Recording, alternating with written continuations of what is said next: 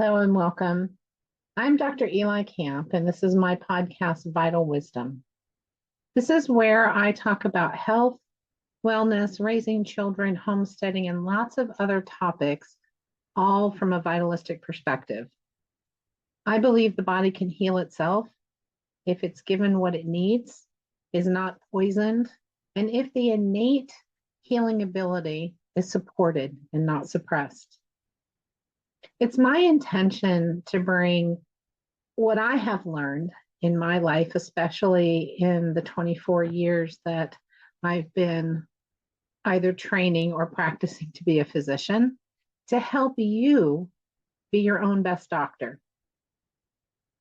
This episode is part of a 12-part series where I and one of my mentors, Dr. Letitia Kronenberg, talk about what we call the axioms of naturopathic medicine, of holistic medicine, really, of vitalistic medicine. Each axiom can really be thought of as a law of natural healing, and they guide a naturopathic doctor in the practice of their medicine. They're not often discussed, but they're critical for understanding how the body becomes and stays healthy. Or on the reverse side, when they're violated, how a body shows signs of illness. Thanks for joining me and enjoy the episode. Good morning, Eli. Good morning, Dr. Tish. So excited to be talking axioms with you. This is fun. This is going to be a wonderful series that we're doing. I'm looking forward to it. Mm-hmm. Yeah. So we're starting at the top of the list, I think. The most important, right? Yeah, the very first one is the vis Medicatrix Naturae, axiom number 1.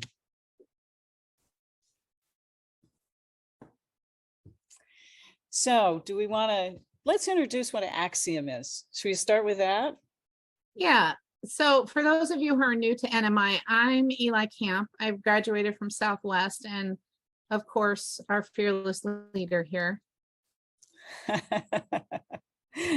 Well, I'm Dr. Letitia Kronenberg. I'm president of the Naturopathic Medicine Institute, and we are having a wonderful time here with the Vital conversation and bringing it back to, you know, the philosophy and the things that got people excited way back when Jim Sensenig started this years ago with Eli. So this is going to be fun. We're going to be talking a lot of Lindlar. Oh yeah, he's the guy.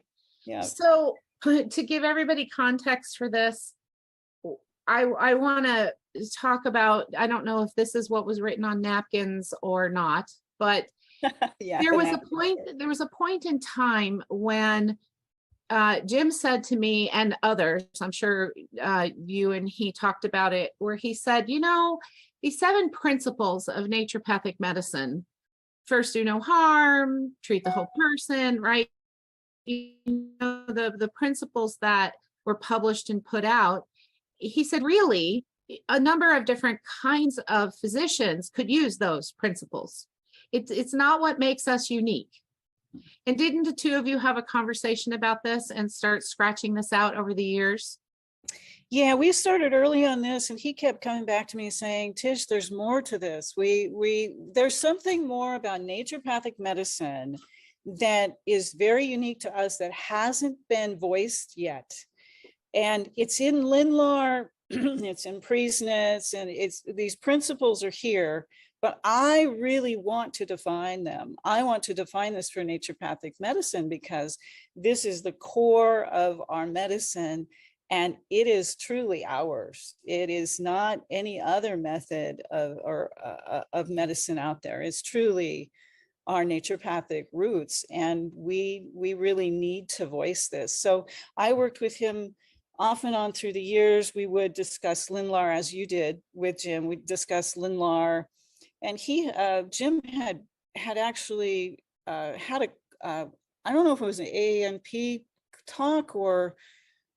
He did bring this up in some of the Vital Gathering talks, that he would talk these principles, but he didn't have them really nailed down. And so that was one thing actually about 2 months before he passed away, he gave me a call and said, Tish, we need to get on this. We need to work on this. I'm like, okay, I'll drag out my books again, Jim, and I'll look at this. So we were talking about it off and on. And so then I really sat down and looked at what he had put together. And then he had about 7 or 8 axioms. I now have 11 and potentially 13, I think. So as you read through Lindlar again and again, you're like, God, there's another one. Wait a minute. Does that fit into this one, or is this part of that one? And they all fit together. So you have to kind of tease them out and sort it all out. We know this stuff. We just haven't really defined it and brought it out for everybody to clearly understand when you're working with a human body and supporting it to heal. What is that you're doing with that? How can you know you can trust it? Well, you know you can trust it, but what is it? So if you bring it forward to your consciousness, you could go, oh, that's what I'm doing here. That makes sense. Then it all fits. The puzzle pieces fit, which is really cool. Really cool. It is cool. And it's cool that they're not unique to a particular patient. You see it throughout. As you work with so many people, you start to recognize the experience that they're having, and you can even talk to them about it, or you give them something to read about it.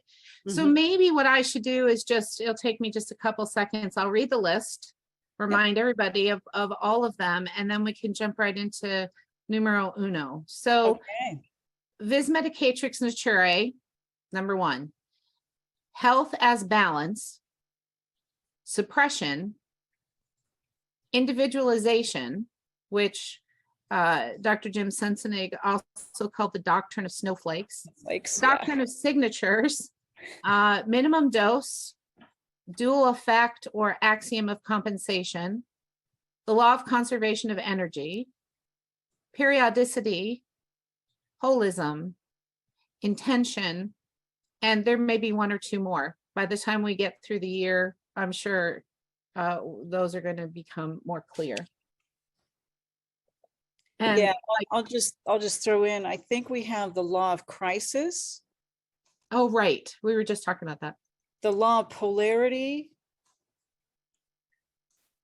law of harmony, which I think is also vibration, law of similars, which I also think is vibration. So that's where I'm trying to consolidate or figure that part out. But yeah, there's a couple more.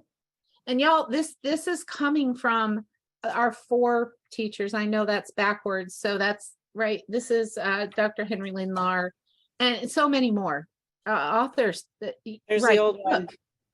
Oh, I love that you have that edition. Yeah, oh, that's awesome. Yeah. Well, I don't know if the page numbers are the same. When I say page numbers, I'm going off this book, and I know. I looked. It's a different page number, but that's okay. I knew what you were talking about. Okay.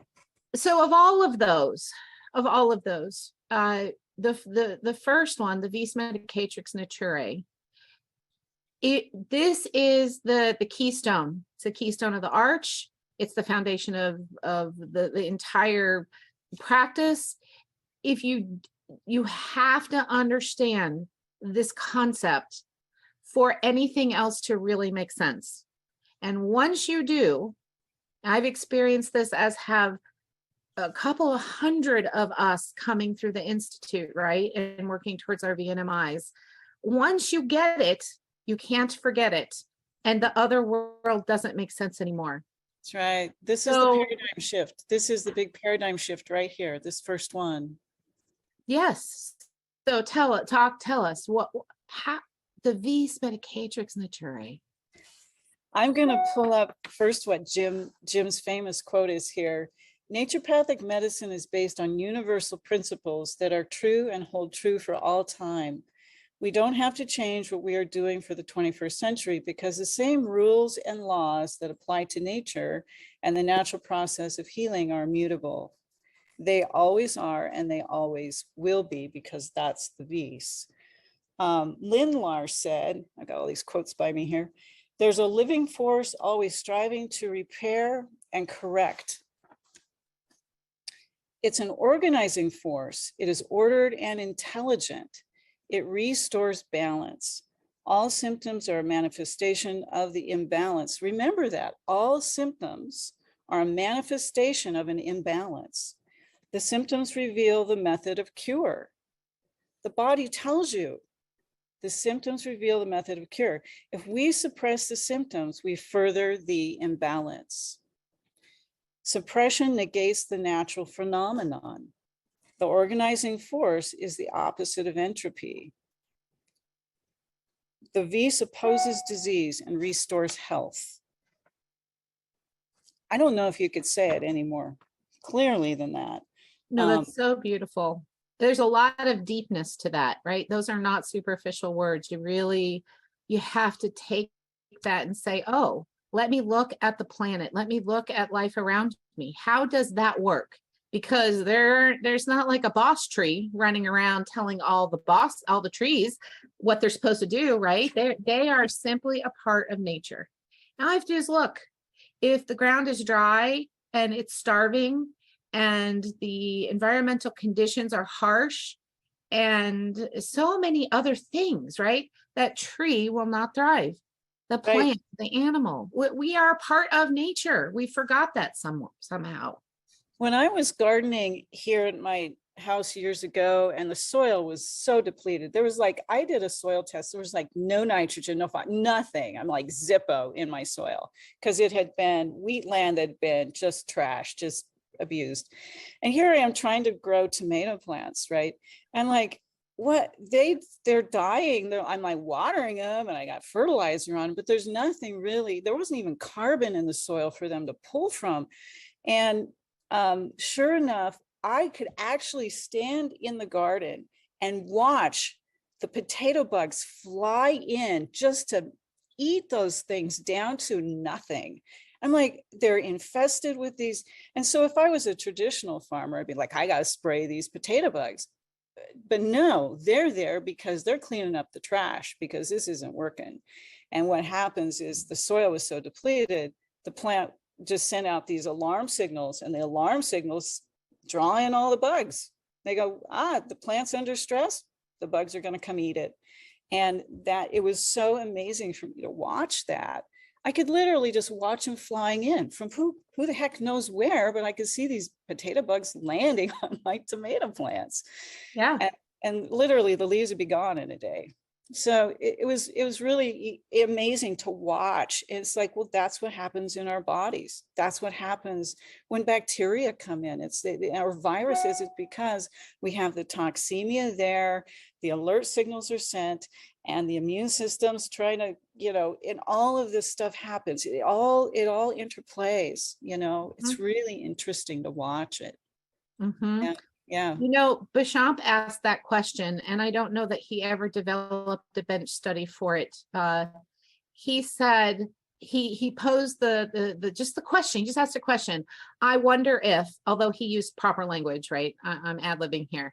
I wonder if these organisms, these bacteria or viruses or whatever they were calling them back then, if they have some type of receptor where they can find their perfect home to thrive in. And it was a great question.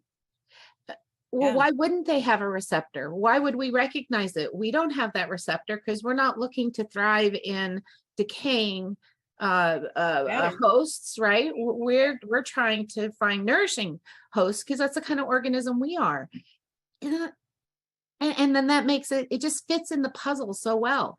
If your body's in stress and imbalance and the vis medicatrix naturae is still there, it's still trying to work. But if you get into a state that these organisms could actually detect isn't that kind of an interesting thought? Yeah. I know, amazing stuff. I'm going to throw in a couple more quotes that we went over the other day, because they're such neat quotes, and these are not from Lindlar.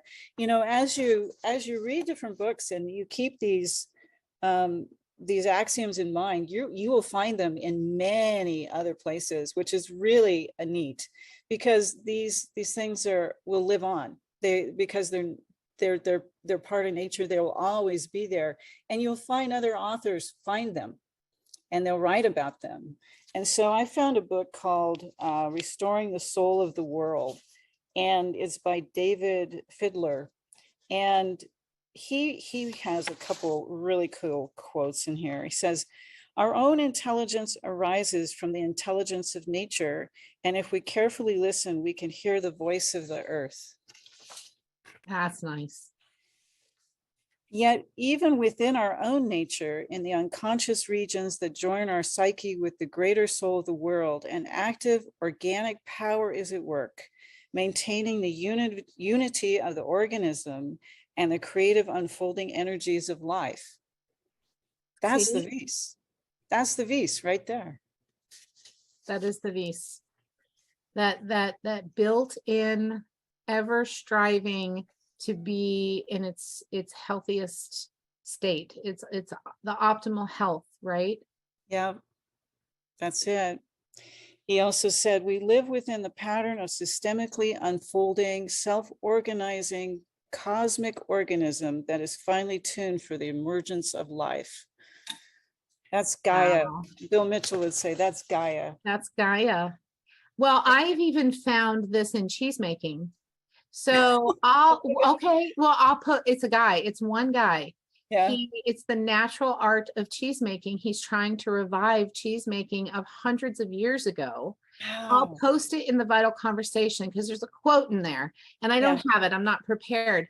But when I read it, I had to sit down and reread it because I said, that's Jim Sensenig.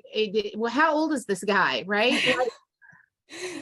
It was amazing. And if y'all want to even mess around with cheese making, this is the book. But he's a vitalist. He understands the vis medicatrix naturae.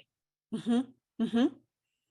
Yeah, and you will find it popping up everywhere. You just and in places you don't suspect, like cheese making, beer making, same thing. Beer making.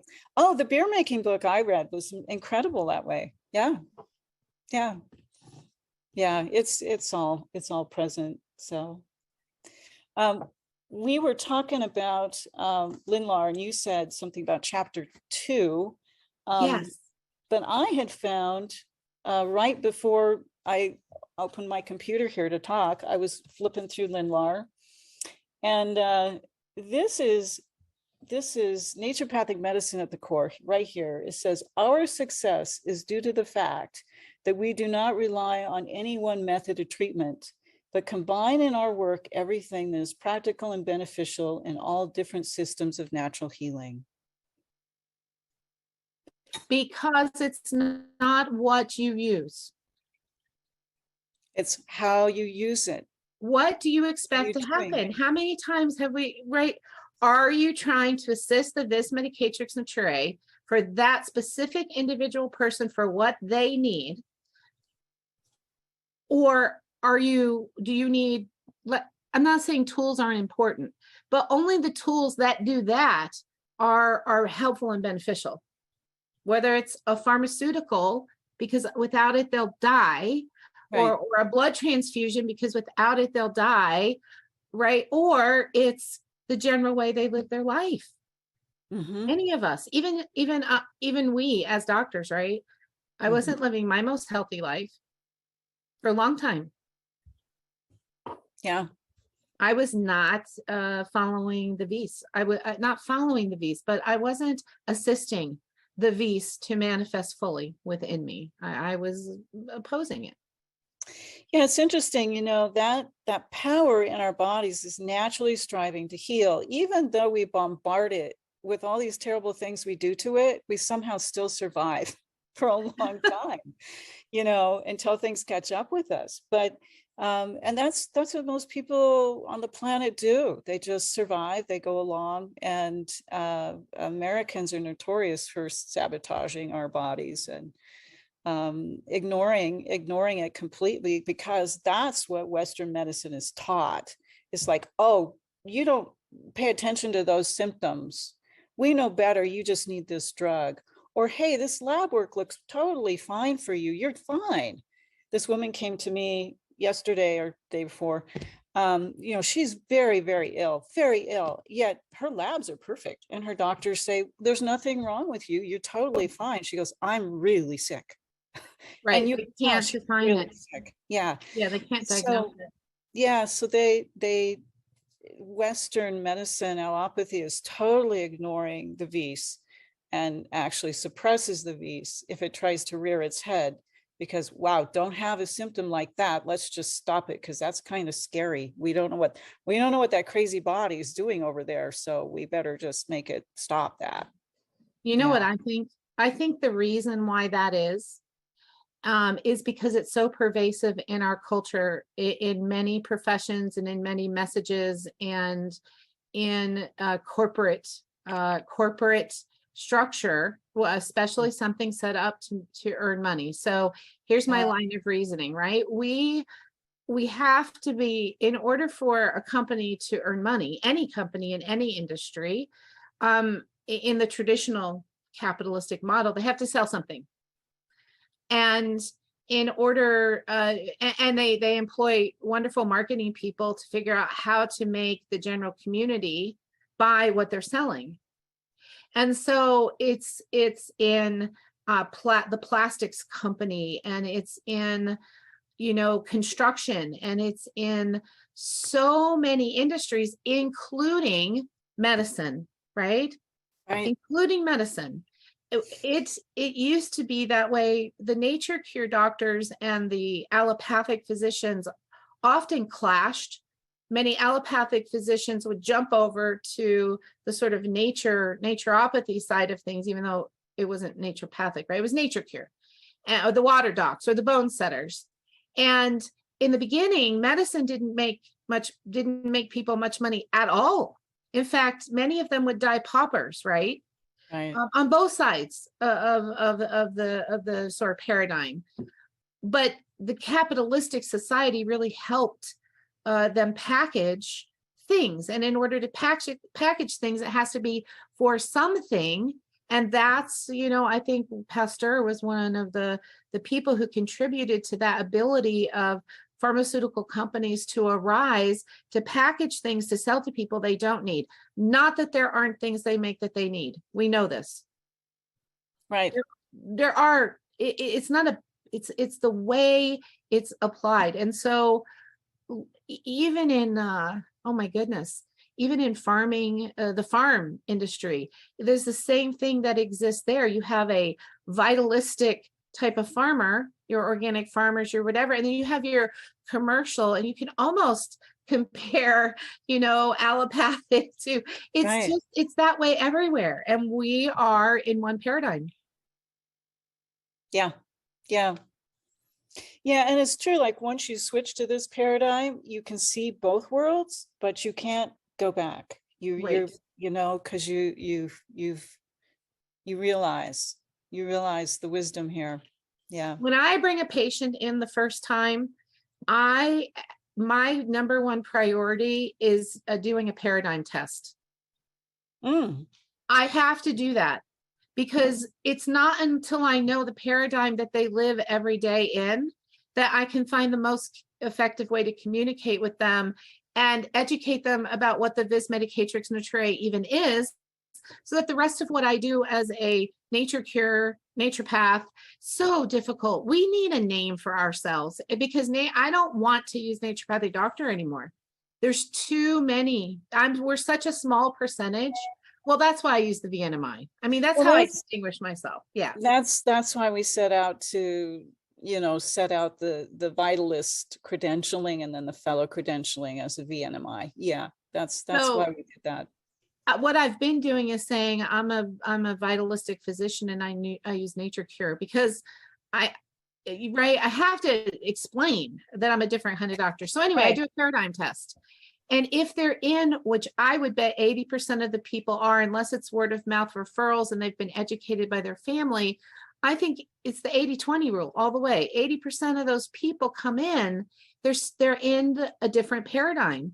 So you have to start in a different way you can't even say, hey, there's this thing called the vis medicatrix Naturae. You can't even start there. That's it. You've lost them, right? Yeah, right. It's like, what? Right.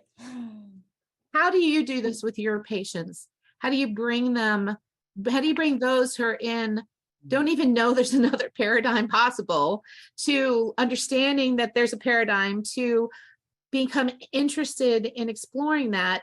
They're coming to you because they're sick, Right. and they want you to help them, and they don't know what exactly it is you do. How do you do that? We just start with the education of this is, we're going to be looking at your blood. We're going to see how well your heart is working with ACG graph. We're going to do these diagnostic things that your medical doctor hasn't done. They're like, yeah, we want to do that. We want to do that. I said, so it starts with the diet, because you're eating inflammatory foods. It causes this toxemia. I bring up the words toxemia and healing reactions. And this is where the healing happens. And this is how we bring your vitality up so you can heal these processes. So I weave in these words. And that's, I think that's how I do it. I don't, because most people, like you say, are in that 80% or more.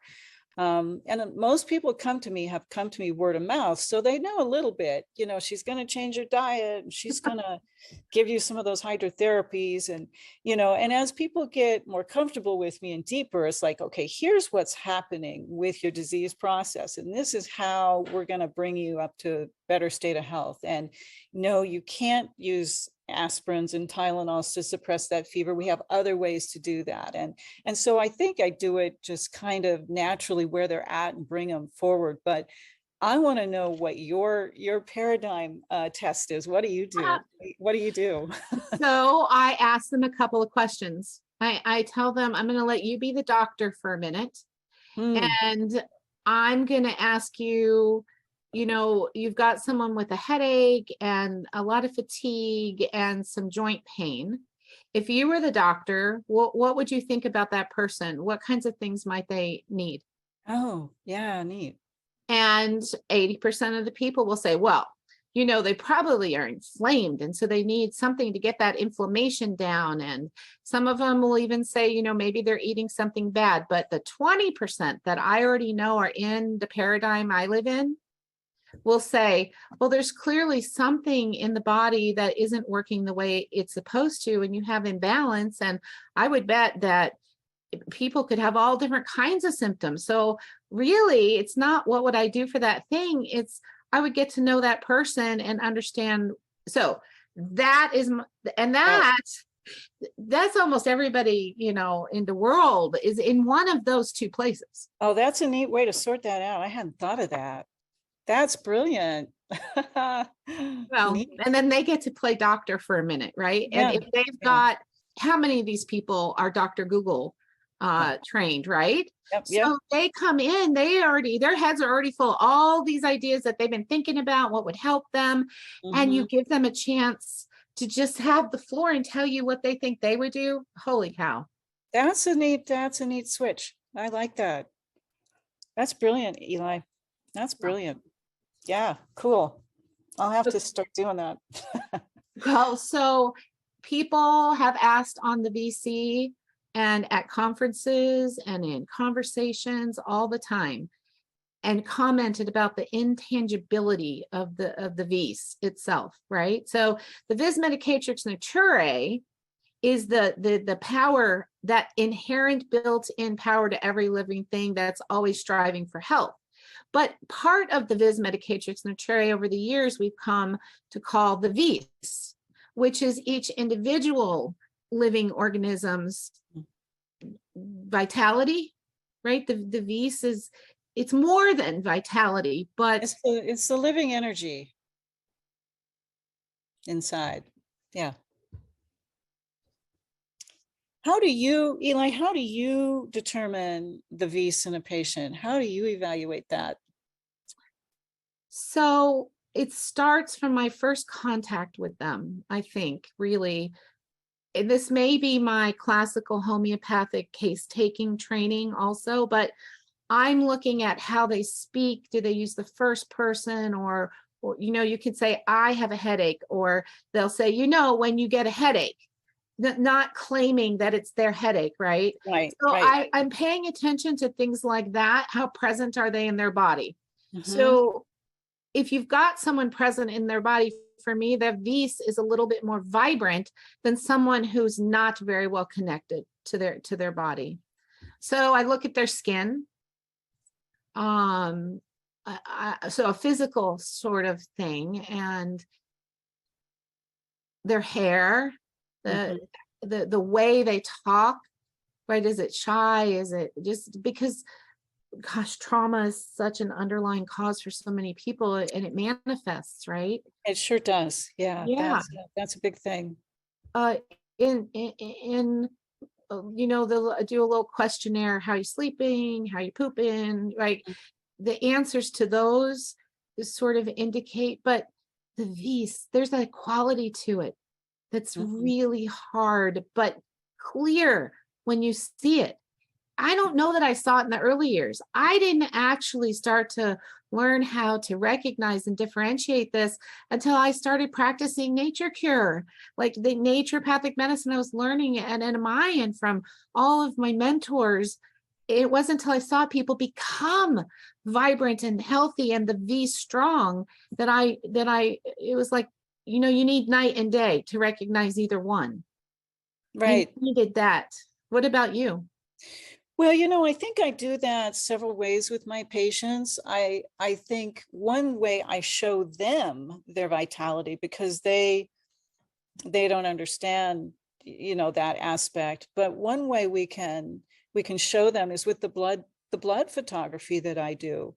If your blood is strong, I tell people the first thing I'm doing is rebuilding your blood, because if your blood's strong, then you can heal. You can't heal with anemic blood, you can't heal with inflammation there, and the blood photos are really clear, and we can use those before and after to show patients, now look, you did all this work and look how beautiful this is. You feel great, but somehow they need some sort of Tangible. validation that, oh, I am better. They have to see Yes. something, even though Right. they're still not used to trusting their body. Right. It's like they just can't trust. They feel better, but are they really better? And they need some validation. So I think the blood photography is a good way to do that. When I saw my dad bring that into the practice when I was a kid, it's like it shifted his practice, and you could see that people were more dedicated, I guess, to their healing process. I saw that happen. And then when I went back and worked with him after I graduated, I could see the benefit of that.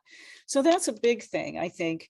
I think we also do it through, like you said, the vitality or the look of their skin and their hair and their pulses and their tongue. And, Mhm. all of those signs and symptoms we're trained to look at The for our heart. patients. Yeah, the heart tones are a big Mhm. one. Mhm. um, what else did I write down? I think those, and then just their stress loads and how are they managing stress, and do they have post-trauma stuff they bring up and are triggered by all the time, and really, I think the trauma is or the stresses in our lives that we carry with us and people don't realize they still have those patterns or those behaviors or those go to fall back safety things that they do that really inhibit their movement forward. That's a big thing these days. I don't know if it was as much years past, but it sure is now. Well, I think it's always been different, whether you're agrarian or you are, in a city. Yeah. And it's, I think, less on your rural people who are more connected to nature, and Hmm. they don't even think of them as laws of nature. They just say, well, that's the way the world works. Right. That's That's the the way way the the world world works. works. I Yeah. mean, right? Do you Right. remember that study that the Farmers Ranchers Association up north in Montana, and it was northern states, and the story has floated around, and they were having a lot of trouble with increasing antibiotic use in the cattle. And so they got together and they funded a study. Long story short, right? It's a group of vets and biologists and scientists who come out, do the study. I don't know why it was so expensive, but they do the study, they come back, they present, and they say, well, we can tell you exactly what to do. You need to completely graze your pastures. They can't digest the corn. The corn is the problem. And they didn't want to hear that. because they had Right, subsidies for using corn, and corn was very intricately interwoven into the whole ranching industry. right. But that they said they can't eat the corn. If you remove the corn and just put them on their natural diet, this problem goes away. Yep. Well, but I think even long ago, they just didn't have the knowledge to know what was happening, right? So I think it's always been prevalent in cities where I humans, yeah, I think so, and I think people have suppressed it. It's been suppressed. It's still being suppressed. You yeah, know, maybe through COVID, people are a little more aware of how our mental, emotional states affect us physically. right, Um, but you know, my German grandma didn't talk about her traumas and tribulations and things she went through, and you know, on the farm in Nebraska, she never talked about any of that. So we just didn't talk about things. Or post World War II, we didn't talk about the stresses, or Vietnam War and all the things that happened there. So you know, we live in a very traumatic world, and people are used to living in that and then medicating it away. mm-hmm, And that's difficult. mm-hmm. So we just got through the holidays, and it's pretty typical that sugar use skyrockets, right, Yeah. during the holidays. I'm guilty of that too, a little bit. Man, I love me some cannoli and strufoli and all those Italian desserts, but I have a neighbor behind me, far behind me, thankfully. And she, not because of her, just because I'm come to like fewer neighbors. But anyway, she mentioned to me the other day, she came and picked up some eggs, and she said, my joints have been hurting a lot. And I said to her, did you eat a lot of sugar through the holidays? And she said, well, honey, everybody eats a lot of sugar through the holidays. Of course, I ate a lot of sugar. And I said, well, maybe try going 4 days without any sugar that's not naturally occurring in food and not baked foods, right? And see what happens with your joints. You know what? She called me this morning and she said, I just have to tell you, young lady, that I have no more joint pain. She said, that sugar stuff, who knew? And I Yeah, said, well, right. who knew? I had a guy a number of years ago who many different jobs and things in his life, past lives, and right now he drives school bus. And he was so stoved up with arthritis, he was actually kind of knuckling the steering wheel. He just couldn't grab it anymore. And his hips hurt, and he's in so much pain. And I said, why don't we just put you on a water fast? He goes, what? Oh, let me, can I do that? It's like, yeah, come in every day for hydrotherapy. I'm going to fast you for 4 days. Let's see what happens. He's like, oh my God, he wanted to jump and hug me. He's like, look, I have full flexion of my hands, and I can't believe this. You saved my life, all this stuff. And it was a game changer for the guy. All I did was fast him for 4 days on water. And Because the Medicatrix Naturae is just yeah, kind of like magical. it is. It was just really magical. It So always works every single time. isn't that You funny? don't need a clinical trial. It always works. What is there? Well, that's why we Might keep not be doing it. enough. Right. Yeah. When I got so sick in 2018, I almost died. Like I needed something to keep me alive. And then everybody took over after we passed that threshold of death. But it wasn't in drugs. It wasn't in suppressing. It was in supporting my body. And it took a long time to get better, months before I could even think normally. Yeah. Yeah, it's a long recovery when you're in those things, and and people need that support and nourishing to know that they can do it. And in Western medicine, that's not there for people, and It's not built into their system. That's not what they learn. It isn't. no, We've no. always had this divide, right? For eons. Yeah, yeah. And now the divide is in our own profession. So Yeah. that's why these conversations are so critical, because we need to keep talking about that these roots of our medicine, and that they're still true today, and we still rely on them, and they still work. And there will always be a core of us naturopaths who understand that will keep practicing it, and teaching. And teaching it. And whether it still gets called naturopathic medicine, I don't know. But, as Lindlar said way back when, that's, he was talking about those methods of treatments all brought into one thing, which is what Benedict Lust did when he started naturopathic medicine. Mm-hmm.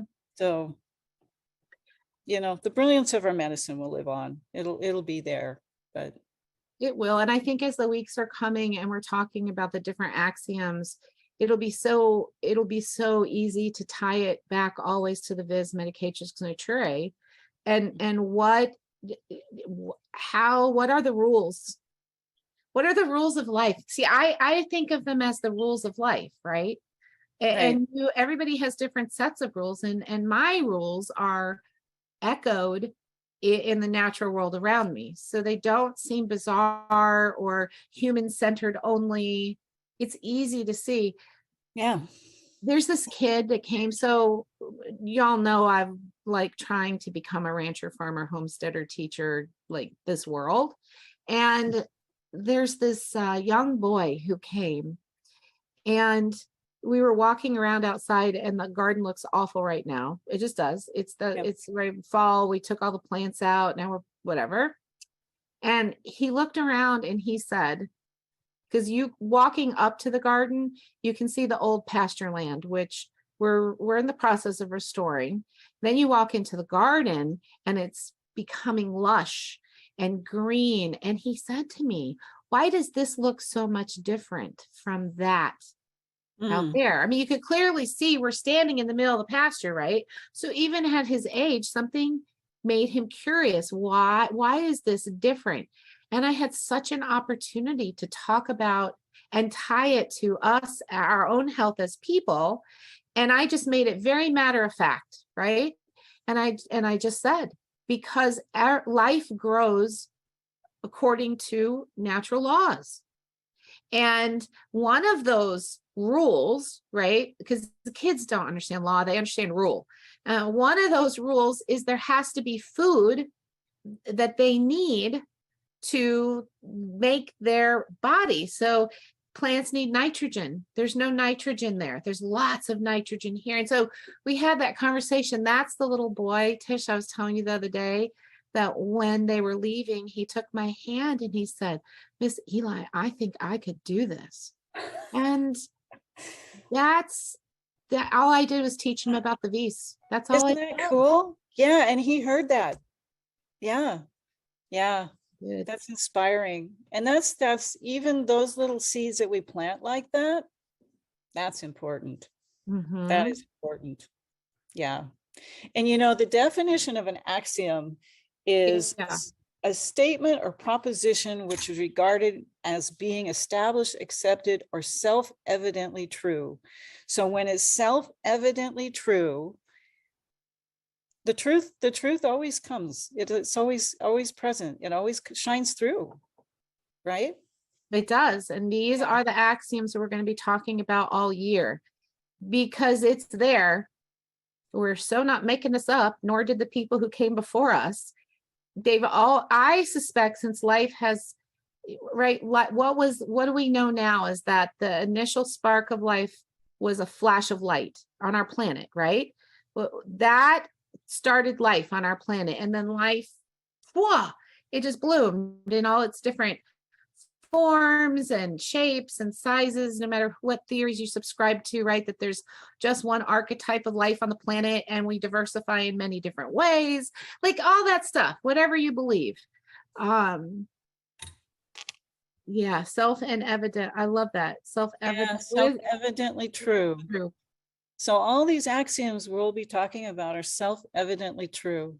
We know them. We just haven't really quantified, I don't know what the word is. Elucidated, codified them. Yeah. As being unique to our practice of medicine. Right. because only naturopaths do this. Only naturopaths work with these and know how to work with nature to bring about healing. You can see parts of it with an herbalist or parts of it with functional medicine doctors, but they don't have the understanding and the basic philosophy guiding their practice that we have. Mhm. Well, Using unless our they come through NMI. Yep. Well, this is fun. I think I went through all my little notes here. How about you? Got anything else that you like? Well, I think maybe if anybody wants to add, don't y'all do that these days at the end? Give people a Yeah, chance let's open up for any questions or talk. Yeah, that's right. We were going to do that each time. Yeah. How are we doing on time? Okay. Yeah. Good. Anybody have questions or comments or want to? Oh, there's a couple of chats here I didn't look at.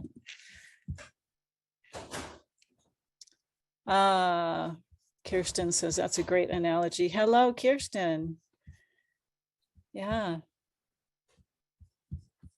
I wanted to add, when Eli, when you said that spark of light, I don't know if you guys know anything about this, but there's a medical doctor, actually.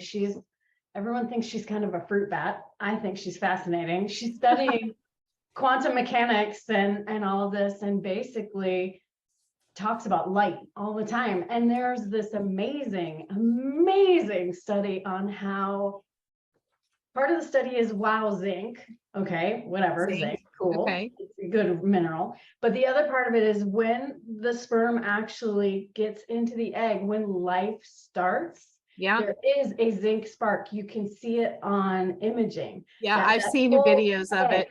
Lights up.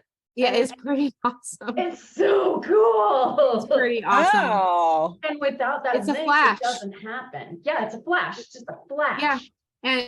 And you can actually have sperm penetrate egg and just be and no spark, Mhm. no embryo.